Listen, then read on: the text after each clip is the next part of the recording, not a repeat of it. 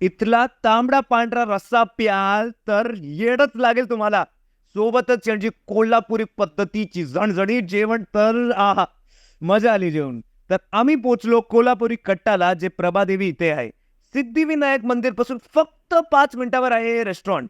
मुंबईमध्ये असा धाबा style restaurant मिळणं मुश्किली नाही नामुमकिन है. इथे तुम्हाला एकदम ऑथेंटिक कोल्हापुरी जेवण जेवायला मिळेल. सोबतच ज्यांनी आता चायनीज व बरेच मल्टी क्युझिन सुरू केले आहेत. तर सुरुवात केली आम्ही यांच्या चिकन लॉलीपॉप आणि चिकन 65 पासून, जे खूप मस्त होतं. चिकन 65 तर एकदम कोल्हापुरी पद्धतीचा तिखट आणि कुरकुरीत होतं.